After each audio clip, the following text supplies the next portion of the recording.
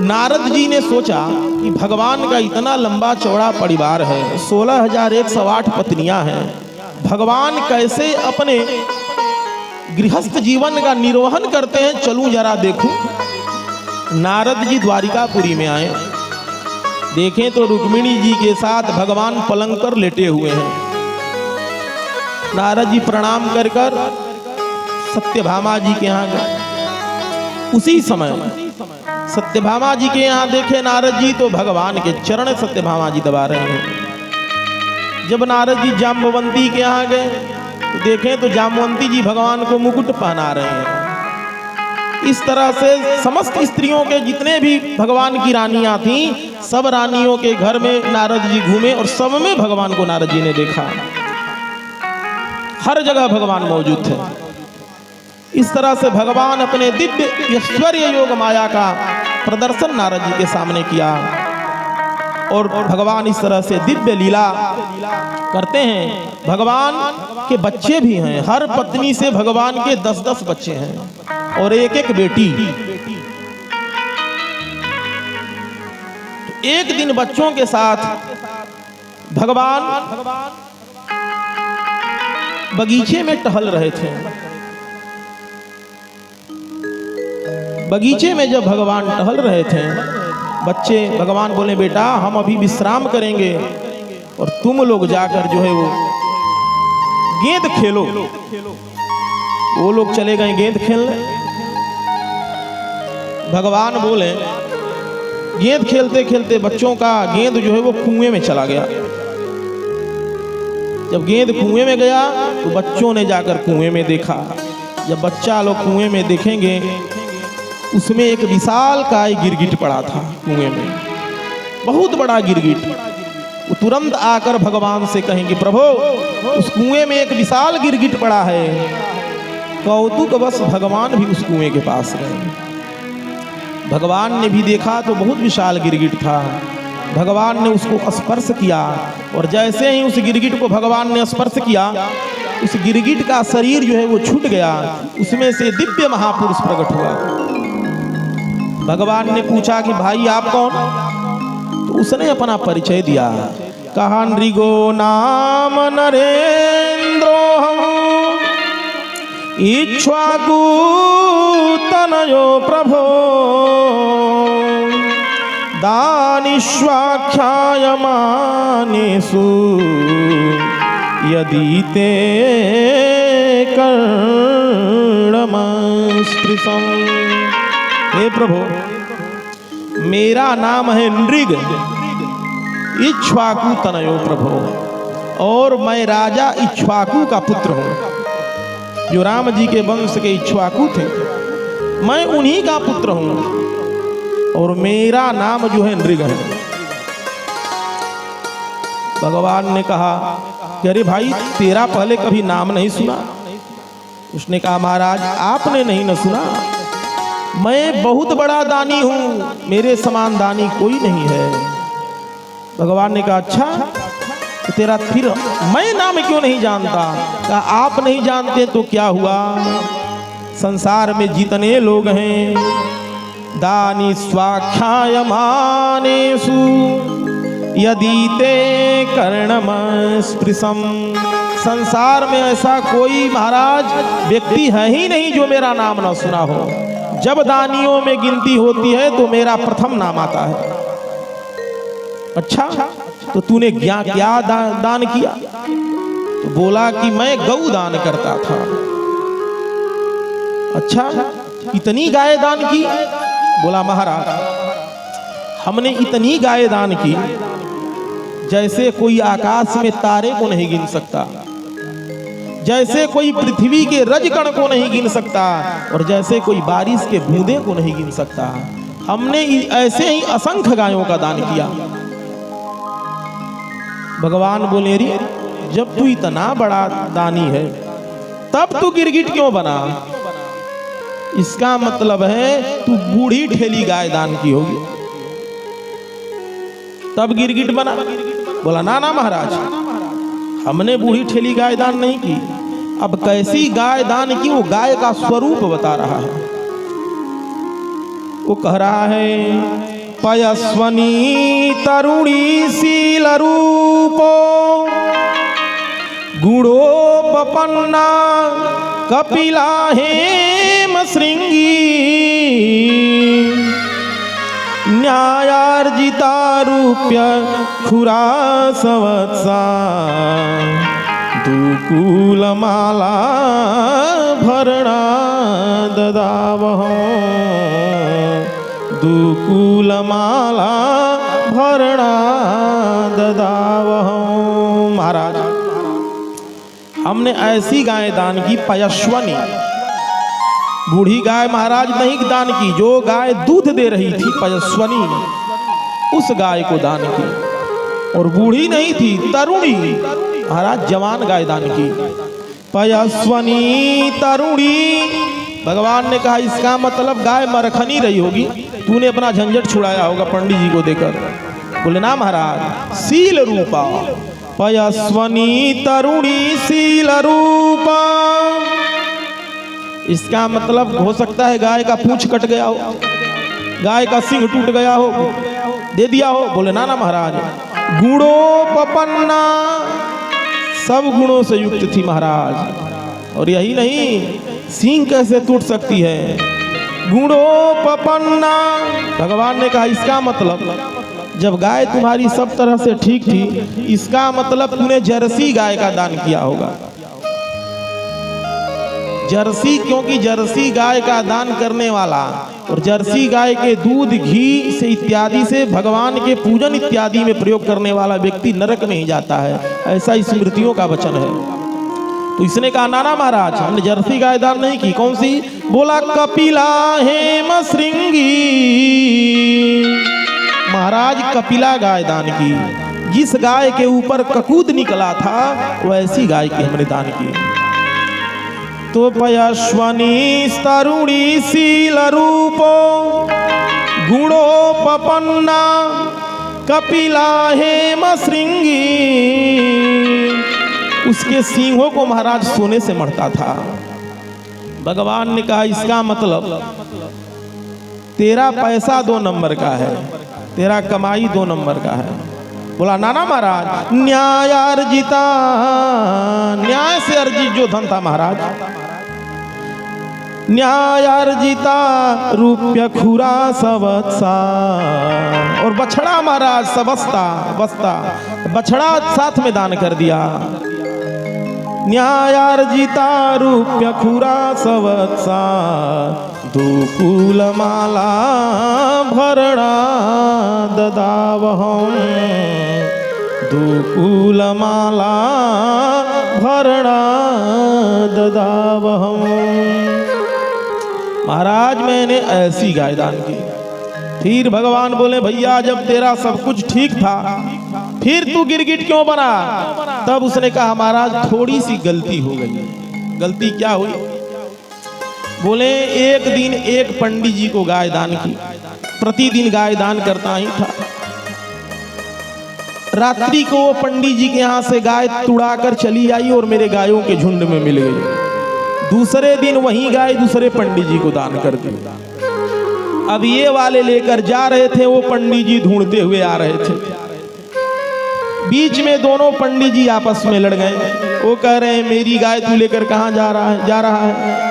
ये वाले पंडित जी बोले अरे मैं राजा से अभी अभी संकल्प करा कर आ रहा हूँ। वो बोले तूने आज कराई, हमने कल ही का कराया इस गाय का संकल्प। दोनों पंडित, दोनों ब्राह्मण महाराज आपस में लड़ने लगे। दोनों ने कहा चलो राजा के यहाँ निर्णय कराने किसकी गाय है।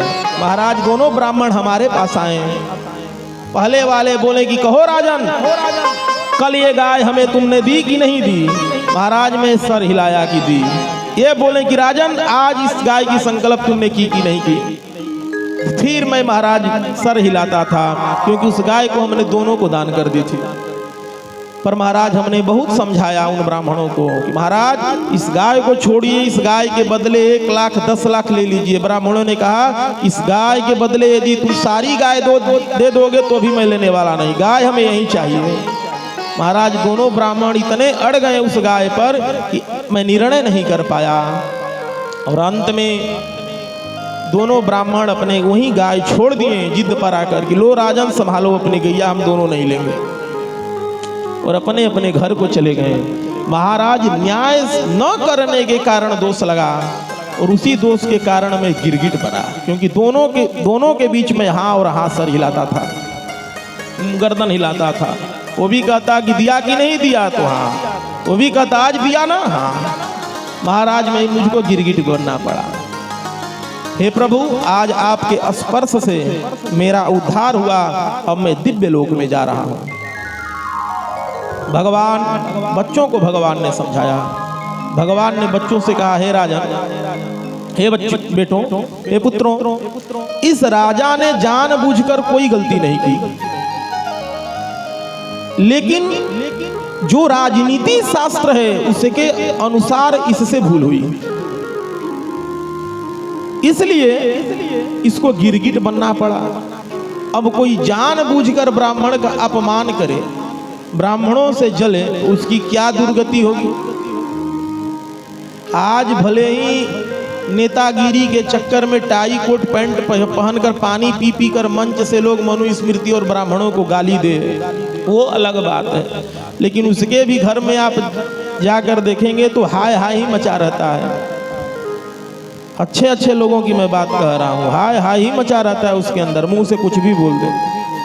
कारण है, भगवान ने बच्चों को कहा, हीनस्ति विषमतारम वही निरद्धि प्रसाम्यति कूलम समूलम दहति ब्रह्मम स्वर्णिम पावक। भैया, जो विष को खाएगा विष खाने वाला मर जाएगा, जो अग्नि को छुएगा अग्नि छूने वाला जल जाएगा, पर ब्राह्मण का अपमान करने वाला, ब्राह्मण का अन्न और धन खाने वाला को भगवान कह रहे हैं कूलम समूलम दहति। केवल खाने वाला और अपमान करने वाले का नहीं, कूलम समूलम दहति ब्रह्मम स्वर्णिम पावक, उसके कुल का सर्वनाश हो जाता है। भगवान ने दिव्य, भगवान को इस तरह भगवान ने उपदेश दिया। बोलिए भक्तवत्सल भगवान की जय। लेकिन आज तो इस कलयुग में सबसे अधिक अपमान हो रहा है ब्राह्मणों का। भैया अरे पोप ने जोशुआ एक्ट लगाया, पोप ने भाई आदेश किया कि भाई लुहार से तुम जो है लोहा नहीं बनवाओगे, फिर भी तुम हिंदू रहोगे। सोनार के यहाँ से सोना नहीं खरीदोगे, बंद कर दोगे, फिर भी हिंदू रहोगे। पर यदि तुम ब्राह्मण से कट जाओगे तो वो समाज धर्महीन हो जाएगा और धीरे धीरे सनातन धर्म खत्म हो जाएगा। इसलिए अपमान यदि करना है तो मूल जो जड़ है उस ब्राह्मण का तुम लोग अपमान करो। उस एजेंडे के तहत अपमान हो रहा है, थोक का पैसा आ रहा है, और उसके तहत नेतागिरी के चक्कर में वामपंथी लोग विरोध करते हैं। भगवान ने बच्चों को उपदेश किया। इस तरह से समय समय पर बीच बीच में भगवान दिव्य उपदेश करते रहते हैं।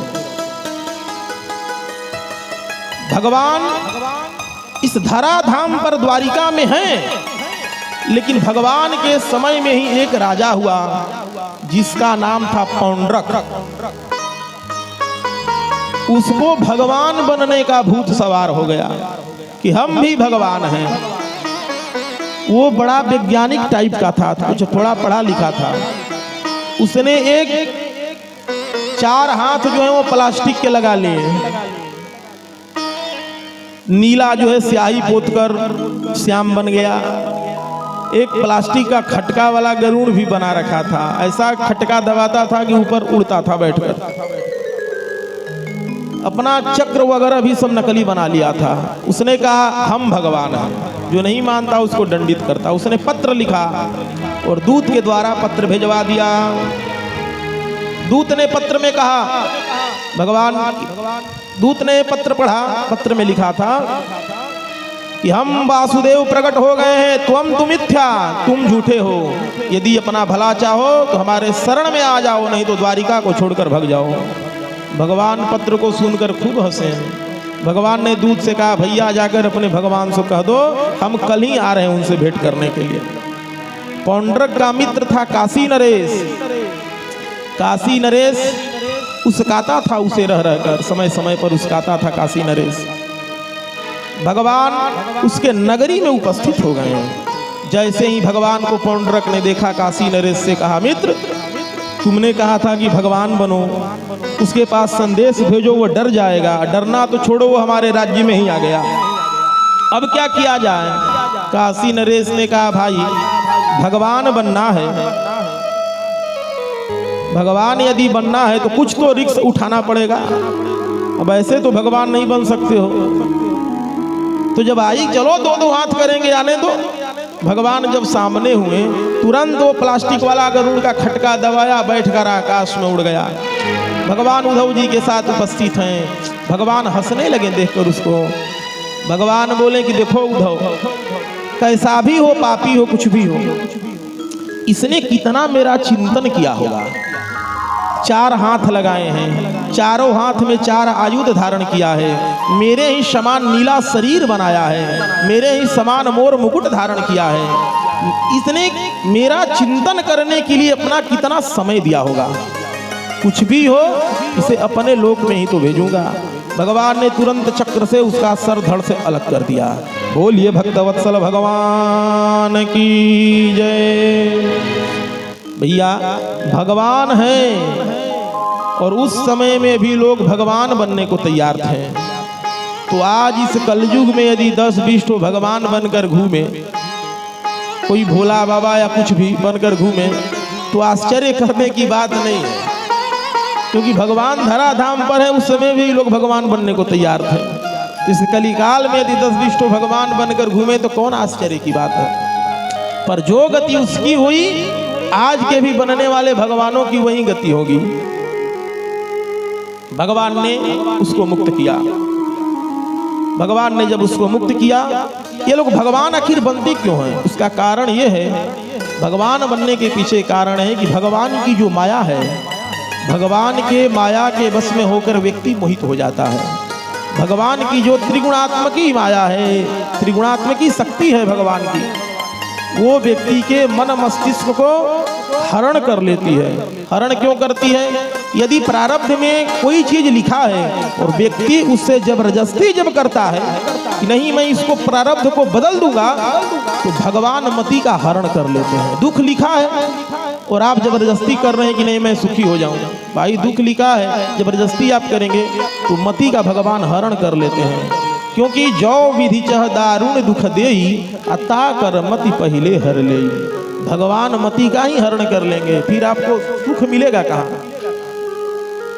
सब जग को रही न चाहे, सब जग को रही न चाहे, न चाहे हरि माया जादूगरनी।